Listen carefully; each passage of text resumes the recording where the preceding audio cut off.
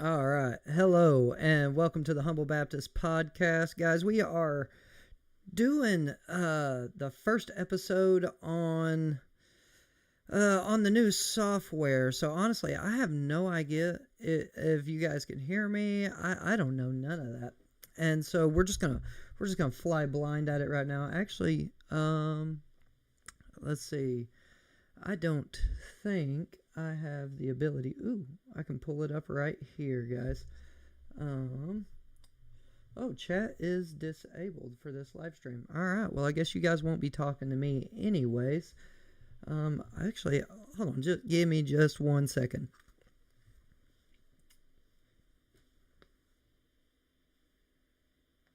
Hello, hello.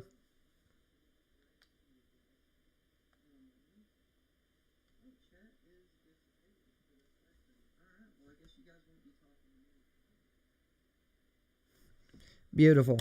Beautiful. I heard myself. All right, cool deal. Now that we got that out of the way, I got to figure out how to make that chat work. Anyways, thank you. Welcome to the Humble Baptist Podcast. We're super professional here, on top of our game. No, we are making the switch from StreamYard to OBS, and you know what? We're gonna be dealing with this in the future as well, because we're probably gonna use a different software over time as we upgrade the computer, upgrade the equipment, yada yada yada. Anyways, we're picking back up on our series that we've been doing. Sorry, I've been gone for so long, but we are going to be back in How We Got the Bible. Last time we left off with Constantine von Tischendorf and his discovery of Codex Sinaiticus, just where he brought that in and made it available basically to the Western world, which, since we're the Western world, that's really all we necessarily care about, which is sad. And so that's where we left off. And so if you saw the thumbnail for tonight, we're going to be talking about Westcott and Hort and Fredrick Schriveners. And this is going to be where our next layer. This is the next important thing to kind of have as a base knowledge for Christians, just to understand how they've got their Bible, what they're actually using inside of their hand.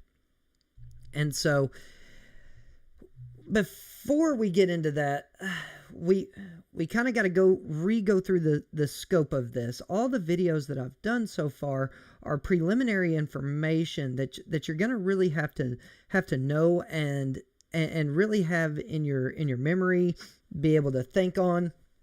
That way, whenever we throw out some of these terms and definition, it builds on the other. So today we're going to be learning about Byzantine text.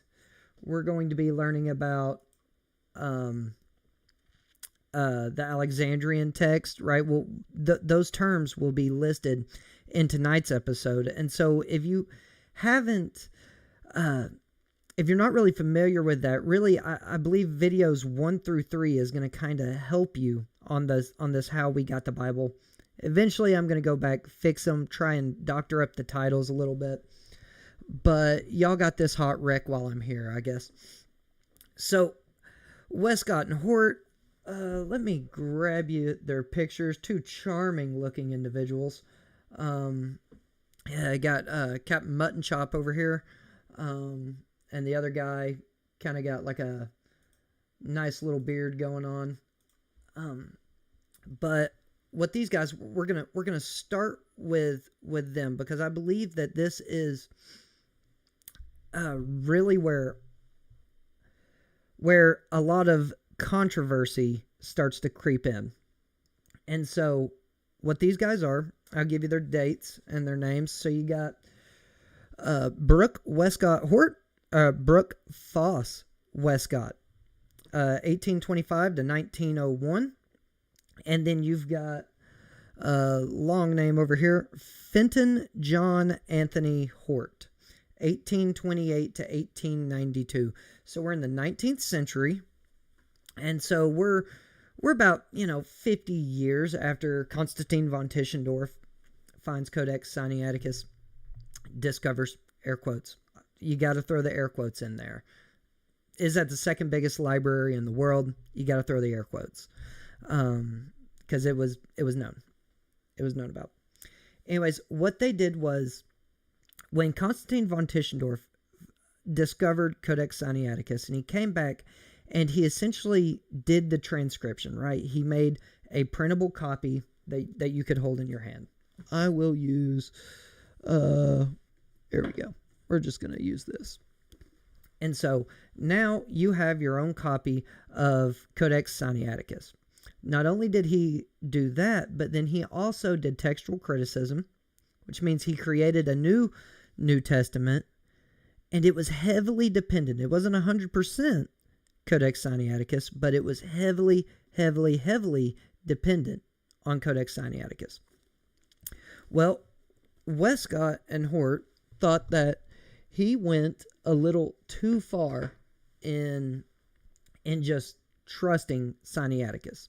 And they've been like, look, that's not, just because it's, one of the oldest that we have doesn't necessarily mean that it's the best. Like, we still got to look at this and see what's going on with the variances. Let's look at it.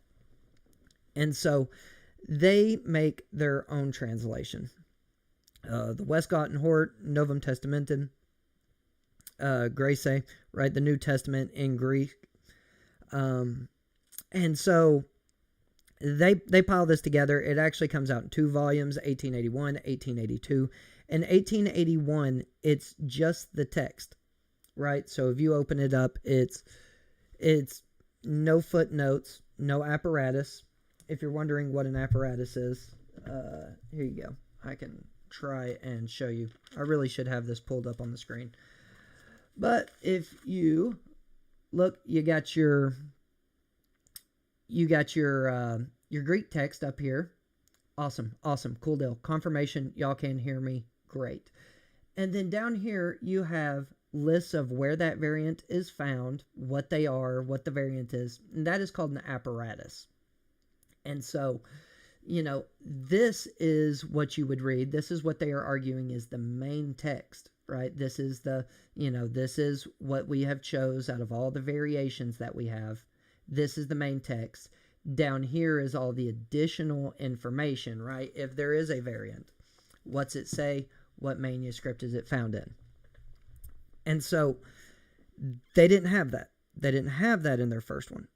In their first edition, they just dropped, boom, here's our text.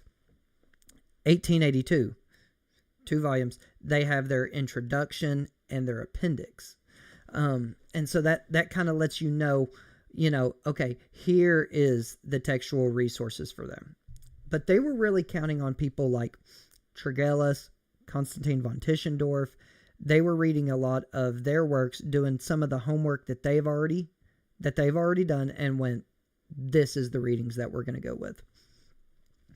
And so what you end up with is a Greek New Testament that is heavily reliant on the Alexandrian text. And so if you don't remember, I'll go over it just really quickly. You have 2 huge text types, right? They argue for 4. A lot of people argue for 3, and now they're saying they're arguing just for 1.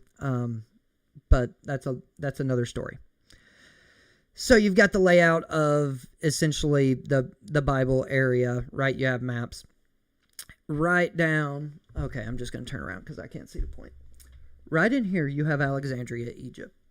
Right now, these variants that we're seeing right here are, and also Oxynchros. A lot of papyrus has came out of this. But this area right here is going to be what's known as your Alexandrian text type. Up here in this red circle way up here is your Byzantine area, right? Your majority text, your Byzantine readings, your later manuscripts. These are your earlier ones. These are your later ones, but greater ubiquity, right? More spread area, but they're not as early, and so that's going to play a big part in what we're talking about. That's some of those. If that's kind of too much for you right off first, go back, hit up the first couple videos that I did, and that'll help you out. Those will, I dive into them specifically for that information. And so you have them going with an Alexandrian text type, right? They're mainly relying on two manuscripts that they had, Codex Sinaiticus, which Constantine von Tischendorf found, and Codex Vaticanus. Now they're reading the Byzantine as well, and it's not that I've already went through the differences on those other videos. If you're wondering, if you're coming into this late, I'm kind of already assuming you understand the base knowledge that I've laid out. But they end up with this very Alexandrian reading, which anytime that there's a variance, they're going with the Alexandrian. But they came up with a method for coming up with them. They laid out rules. Whenever it comes to a variant, what we're going to pick is we're going to pick the variant that is older, unless there's evidence for why we would go with the newer one. When there's most of the time they're going to favor short readings. And so anytime that they're reading and there's a passage that, okay, the variant, it's the same thing, but then there's an extra little tag along, they're going to go, okay, well, that looks like it was added, right? So you can start to see their method forming a little bit. And so in there, you can see their presuppositions that they're laying out. You can see that they're looking at it and they're going, okay, well, the Byzantine is a little longer. This one, the Alexandrian, is a little shorter. So what we're thinking is that it started with the Alexandrian, and then people are adding stuff to them. And to throw out just a random example, if a passage says, if the Alexandrian said, and Jesus went to the well, and then the other one said, and the Lord Jesus Christ went to the well, they're going to go, okay, well, that other one, the longer one, was probably added by a scribe at some point in time. It's okay to call Jesus, right? We don't always have to qualify his name. We're just going to go with that shorter reading.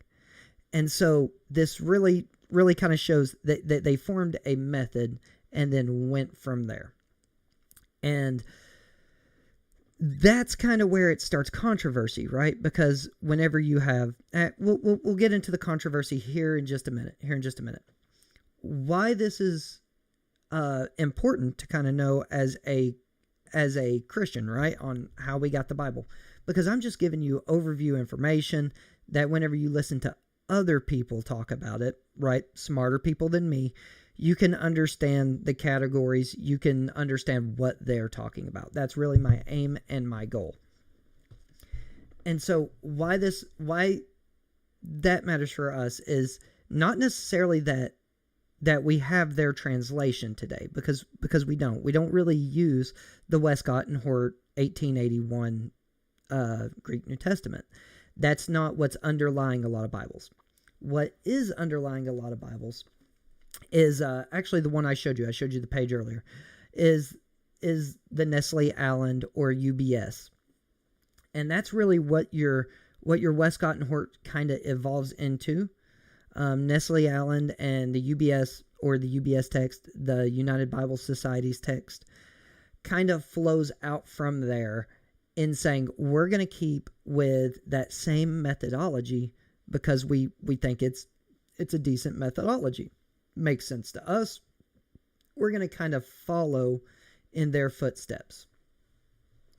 And so really that's kind of where, if you hear someone talking about modern Bible translations, that's really where this is going to touch the ground. It's going to touch the ground in the English translations that we use today, whether it be an ESV or a King James. That's really where it's going to mean something to you who's listening, is that a lot of your Bible versions, actually all of them except for there's like 4 that use the Textus Receptus, are going to be using the current NA28 with a little bit of caveats. Some of them do their own textual critical information. And so they're going to be relying on the modern version of the Westcott Hort text, if that makes any sense. It's really weird. I saw that the chat was disclosed. I need to fix that. That way, if y'all have questions, you can let me know.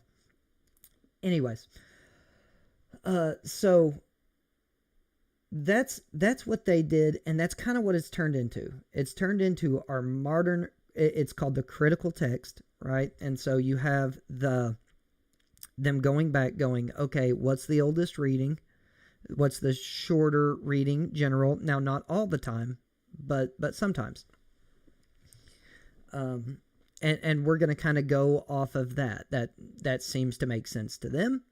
That's what they're going to go with. And so now let's kind of go to the other side of it. Fredrick Schrivener. And so Fredrick Schrivener, let me show you a picture of him. I think he's a little better looking than these other dudes. I'm not even going to lie. He looks more just kind of, I don't know. Anyways, but you know, he doesn't have mutton chops. All right, like we're gonna give him points because he doesn't have mutton chops. Actually, he does. He does have mutton chops. I don't know if y'all can see that or not, but yep, that was the fad back then. Side note, sorry, that was a squirrel. All right, so Fredrick Schrivener. What Fredrick Schrivener did was he was a textual critic, same thing as Westcott and Hort, and he just liked to collate manuscripts, right? To collate means I'm comparing this one with I can't grab it, with this one, and I'm going to tell you what the differences are. Right, I'm going to tell you where they're different. That honestly, what I've found out is that was his passion, because the dude collated an insane amount of manuscripts, just comparing them, and he would give you an apparatus. You remember the thing at the bottom of the page that tells you which ones say what. Like Scrivener was an absolute boss at that, and I think it was just personally because he found it interesting. I find it interesting. So, nonetheless, must have been a cool dude. So, I think that's really where his heart really hit his feet. What guided him? He just wanted to compare them, see what it said, and then write it, make notes of that. Excellent scholar. But the work that he is most known for, in a way, most people don't even know it's his work, is he did the Greek translation on the King James Bible. And so he did this in 1881. He's the one, if you're using a King James, or if someone's a King James guy, King James, New King James, and they're quoting Greek that lines up with the King James, that's going to be Fredrick Schrivener's work, in 1881. And, out of first thought, you're going to say, wait a minute, King James was written in 1611, 1881. That's, 270 years difference. What gives? And so whenever the King James translator translated, they used multiple Greek texts, and they just did they didn't give us an apparatus. They didn't let us know which one they were picking from. So you just have the text. You just have the words on the page. They didn't tell you whose was whose, and where they got this from or where they got that from. They just kind of picked because they used the 5 of Erasmus, they used the 5 of Stephanus, and they used Beza's. Well, what Fredrick Schrivener did is he took Beza's edition, right? And he said, okay, this is the text I'm going to use. I believe it's the closest to what the King James picked most of the time. And so he starts with Beza's edition, and he goes down through there, and everywhere where Beza's edition disagrees from the King James, he would write in the Greek that they went from.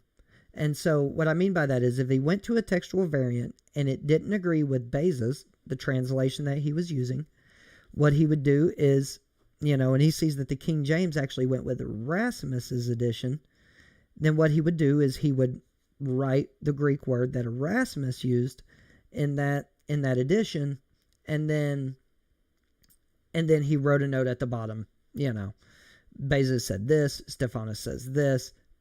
They went with Erasmus's.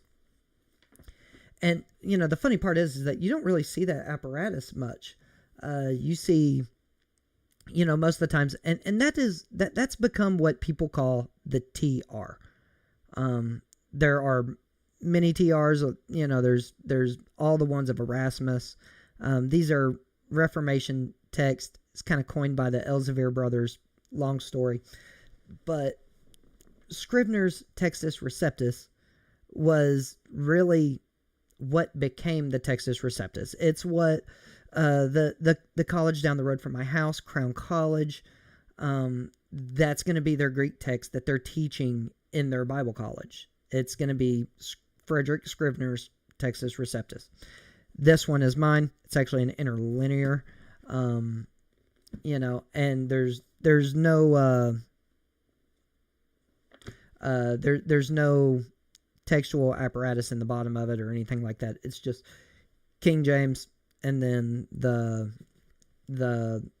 technically it's got the literal and everything like that. But nonetheless, so that is Fredrick Schrivener's thing. And Fredrick Schrivener did other work. He was part of a revision committee that did, translating the King James into the vernacular of the time. I do think he was on the Revised Standard Version, the RSV translation. I honestly don't quote me on that, but I think he was. Which it was just an update. I don't think they made any textual notes there. I honestly don't know. So I'm going to quit talking about that. And so where you end up with is you got Fredrick Schrivener's TR that he made, and it was just to list out the Greek, right? He was going, look, this is the Greek that would match the King James perfectly. There's a few little mistakes in it here and there, right? As far as the TR. As the TR's translation. I can't remember exactly where.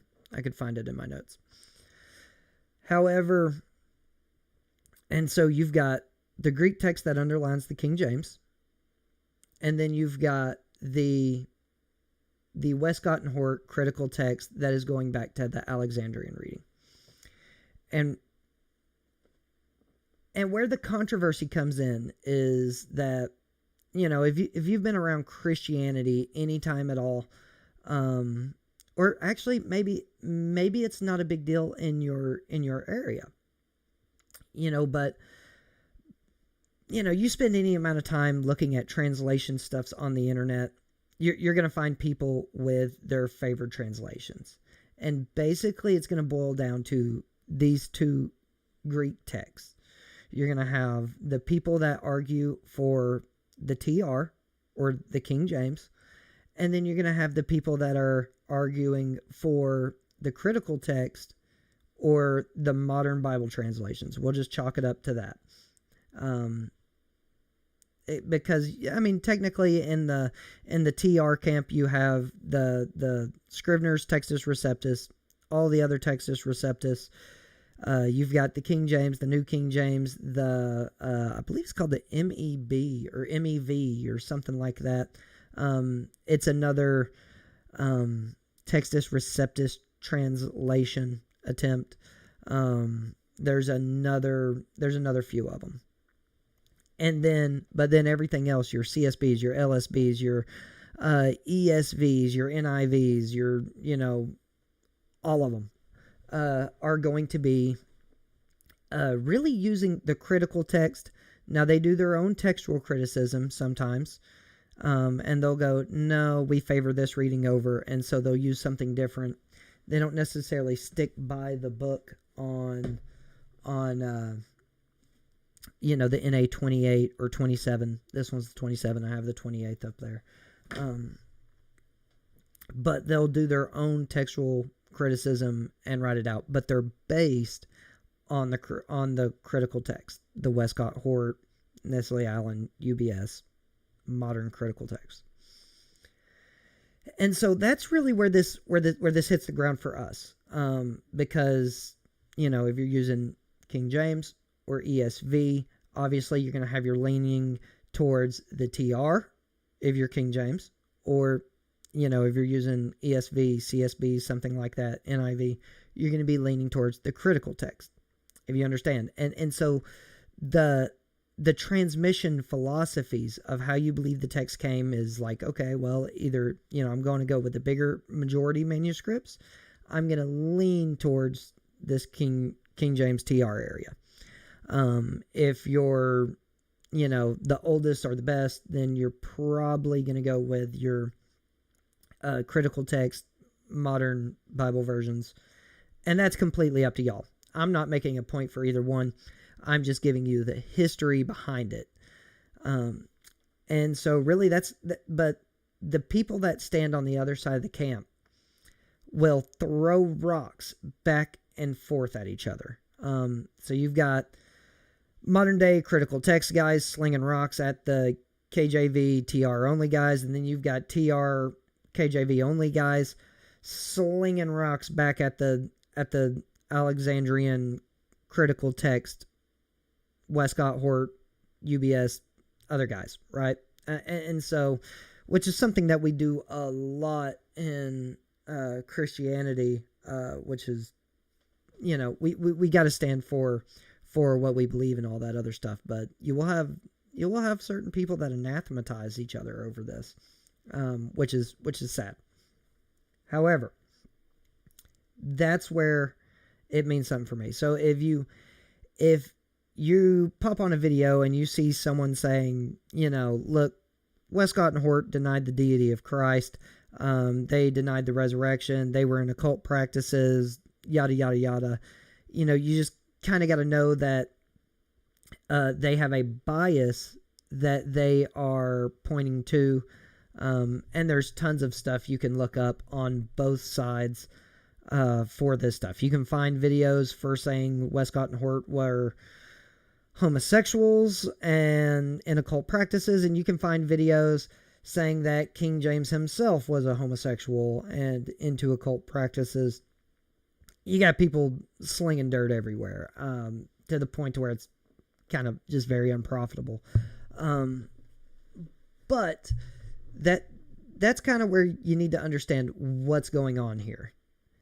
And so, yeah, really, that was basically where we're landing tonight. Let me see if I can think of anything I forgot to add. I would ask if there's any questions in the comments, but I honestly got to figure out how to do that. I know y'all have been able to comment in the past, but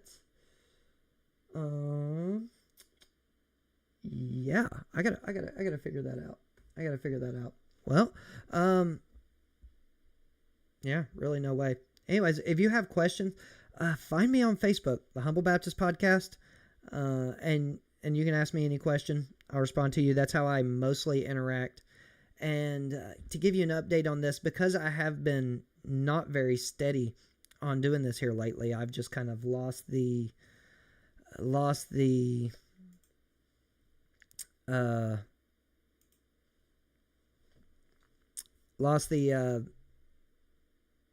flow of things. Sorry. This is what happens. I can't double task. I start clicking buttons and I lose what I'm even talking about. Because, I've kind of fell out of the rhythm. I think what I'm going to do is every other Thursday, you're going to see me on the Truth and Love Network on something called the Laborers Podcast, unless I get held up at work or something like this. But it's normally at 8:30. By the way, I'm part of the Truth and Love Network. That's what that fancy intro was. And so you can find me over there on the Laborers Podcast talking about all kinds of things with lovely other believers and brothers that are just, it's a blast. It's a blast. So yeah, quick plug for that. And so I'm thinking about on the Thursdays that I'm not doing that to just come on here and do this. So yeah, I think that's going to be the biggest thing, because setting a second day aside in the week, it gets very jumbled, and I just honestly can't keep up. But yeah, so that's what I have for you tonight. Yeah, I think that about covered it in explaining the difference in between the Westcott and Hort and Fredrick Schrivener. Trying to run through my mind on any things. The fun things about Schrivener is he did all kinds of other manuscripts, apparatuses. He compiled like 60 manuscripts at one time in one book and just kind of wrote out the apparatus. Amazing. Westcott and Hort, they each did their own thing, and I think they worked on their translation for like 28 years or something crazy. And that's pretty cool. Anyways, yeah, I think that's it. And we will, next week, we'll kind of, next time we're on, I'm going to think about it. I'm going to think about it and see if we're going to be talking about modern texts. And then, or see if we're going to start a new series, because we're pretty much caught up with Westcott and Hort and Schrivener.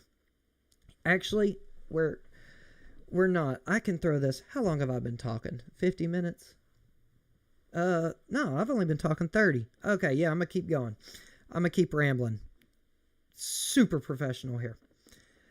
All right, so leading up to modern textual criticism, what we're seeing is the NA 27, what Westcott and Hort has kind of evolved into. It's not the Westcott and Hort, but it's kind of what it's moved towards, using the same philosophies. There are, as with technology advancing, there are other ways that they are other means that they are using to improve textual criticism, or at least the thought of it. And so they have came out with this thing called CBGM, right? And what that is correlation-based genealogical method. Big word. And it's guys out in Germany. And what they are doing is they are actually typing in all the manuscripts, and they are comparing them to each other, seeing how much they match and how much each one matches to each other. Something that we just can't fit in our, it's mathematical, it's precise, it's computer versus our minds. We can't fit that much in our head. And so what you're seeing, as a matter of fact, I watched something today, is on James White. He got his big board. He just got the CBGM for the Revelation, for the book of Revelation. And he says that the CBGM has separated itself 64 times from the Nestle Allen 28 edition. I believe it was 64. And so to me, just in my head immediately, what that kind of tells me, he says CBGM has only been out on the mobile, on the computer database that you can get on, click on. I don't know what I'm doing on it. Not even gonna lie, but you can print out these fancy charts, and it blows your mind. You got to know how to use it to even be able to use it, and I don't. But what that tells me is that whenever he sees 64 differences in between the CBGM, which is also called the ECM, the Editio Critico Mayor, the ECM and the NA28, is it is saying that computer database is seeing a higher correlation in between the Byzantine manuscripts. And so what it's saying is that we should actually, I'm pretty sure that those readings that it's finding there are going to be more in line with the Byzantine manuscripts versus the Alexandrian. And where that's interesting is because the NA28 is going to be following the ECM, if I'm not mistaken. And this is kind of where you're getting some of my original thoughts, right? This is where I've left history and we're into modern history now. And so we may actually see the Nestle Aland start leaning heavily Byzantine. And so it's picking up more and more Byzantine readings. It's saying that there's a higher degree of, attestation? Some of the language, it's been a while since I've actually studied any of that. And so you're seeing these two areas get closer and closer together, which is pretty cool. Actually, one is staying completely still with Fredrick Schriveners. And there are certain things that they're never going to come and meet, I don't believe. But nonetheless, it's getting close. And so that's where modern textual criticism is moving towards, at least in my thought process.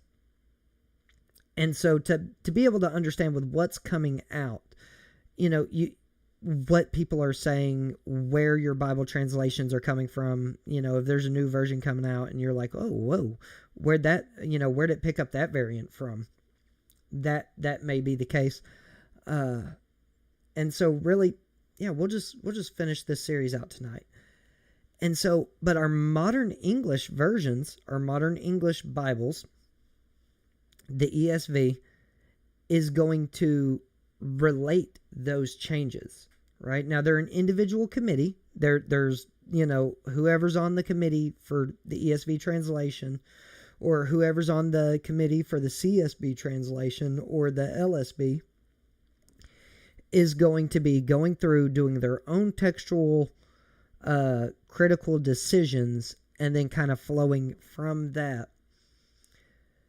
But I do believe that all your modern Bibles are going to be following ultimately the ECM as soon as it gets published. As soon as there's a new ECM published and a new Nestle Aland or UBS text published, then they run from that. And so that's ultimately where I think it's heading. But really where this kind of hits the ground is mainly your King James TR only guys and your modern Bible critical text guys.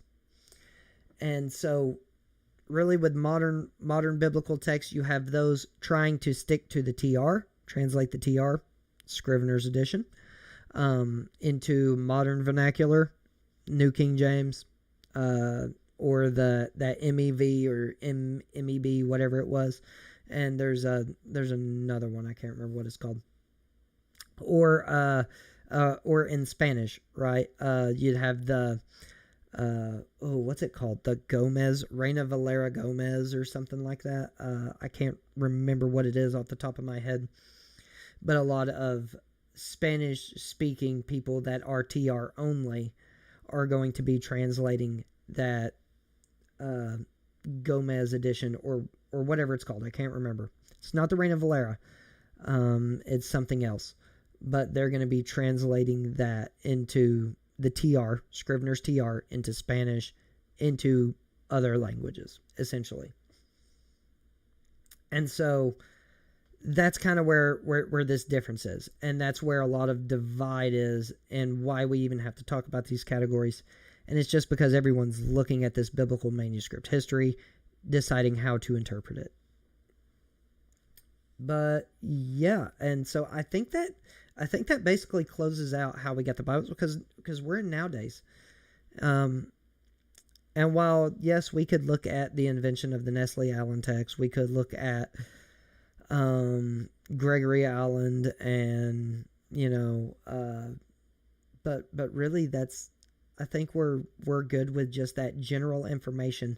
Hopefully now, after looking at this, going back, if you've watched all these videos throughout all my random babbling, I hope that it's given you at least something that whenever you're listening to people like Dr. Michael Brown with the King James Bible Research Facility, Research Council, or if you're listening to James White, or if you're listening to even up to if you're listening to the studs like Tommy Wasserman or something like that, like these people that I'm listening to, trying to understand what in the world they're talking about, or Daniel Wallace, or if you're listening to people talk about this issue, then hopefully now you have the information to kind of be able to categorize what they're saying, and to understand what they're meaning by it whenever they say Erasmus or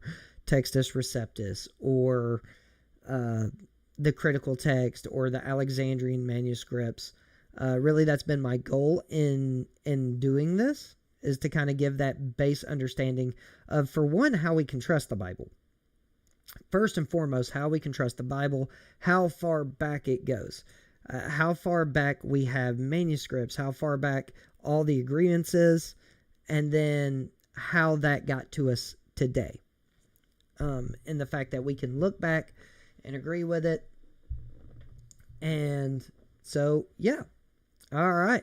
I do thank you for watching. And before I ramble too much, we're just going to go ahead and call that an episode. I'll be thinking of what series to do next time, and I will see you next time. I guess we're just going to play the intro again. Hopefully this works out.